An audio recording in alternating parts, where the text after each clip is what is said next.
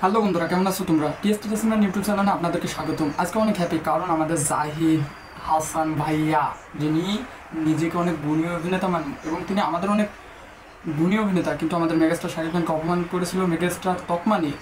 তো আমরা শাকিব খানরা তার পিছিয়ে লাগছিলাম এবং অবশেষে তিনি সবার সামনে ক্ষমা চেয়েছেন এবং আমরা কথা না বেরিয়ে তিনি কী কথা বলেছেন সেটা দেখবো। So let's go. আসলে আমার পরে যেটা মনে হচ্ছে এটা একটা ভুল বোঝাবুঝি। মুরব্বী, কারণ হচ্ছে কি যে আমি বলতে চাচ্ছিলাম কত যেভাবে, বড় সাহস তোমার! সেভাবে মনে হয় আমি বুঝাতে পারিনি অথবা মানুষ মিস ইন্টার করেছে।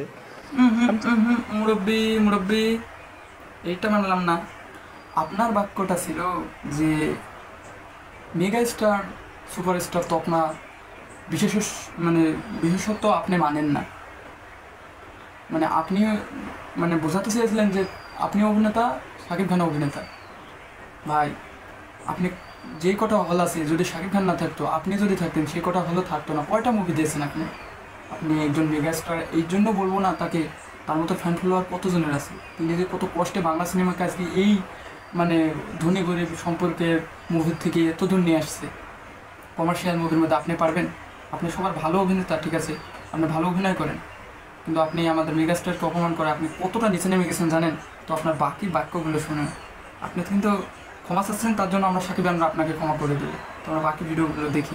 বলছিলাম যে নিজেই যেহেতু একটা মানুষ অনেক বড় হয়ে যায়, তার সামনে অন্য কিছু বিশেষণ লাগে না।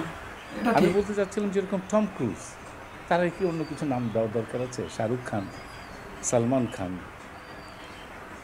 বা ম্যারাডোনা, মেসি, এদের সামনে তো বিশেষ কিছু লাগে না, নামটাই না।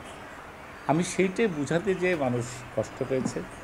আমি যেটা বলতে চাই যে ভাই, আমাদেরই তো এখন মানুষ। এইভাবে বলছো, তখন তো আর বলো। কাউকে ছোট করে কেউ বড় হবে, সেটা কখনো কেউ হতে পারে না। আমি কাউকে ছোট করতে চাইও না। পাগল নাকি? আমি নিজে কখনো বড় হয়নি, পৃথিবীতে হয়নি। গাইস, আমার কথা শোনা হয়ে গেছে। তিনি আসলেই ক্ষমাপ্রার্থী এবং আমরা সাকিব আমরা তাকে ক্ষমা করে দেবো, আপনারাও ক্ষমা করে দেবেন। এবং ঘটনা হচ্ছে, তিনি তার উৎসব মুভি নিয়ে যত টানা হাইলাইটস হয়েছে, আমাদের মেগাস্টারকে কুট কথা বলায় তিনি কিন্তু বেশি ভাইরাল হয়ে গেছে। এটাই আমাদের কিং খানের পাওয়ার, কিং খানের ফ্যান ফলোয়ারের পাওয়ার।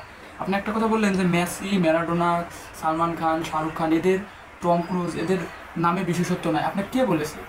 আজকে মেসিকে ফুটবলের কী বলা হয়? দেবতা বলা হয়। কিং, সিনেমার কিং বলা হয় শাহরুখ খানকে, ভাইজান বলা হয় সালমান শাহকে। তো আপনি কেন এগুলো বললেন? আর আপনি এমনভাবে কথাগুলো এখন যত ভালোভাবে বলছেন, কই আগে তো বলেননি।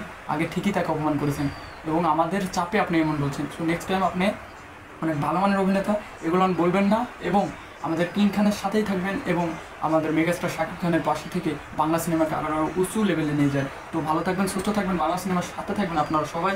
অবশ্যই আমাদের মেগাস্টারের নতুন মুভি আসছে, সেটা নিয়ে অতি আগ্রহে বসে আছি। তো আপনারা থাকুন এবং তাণ্ডব হয়ে যান।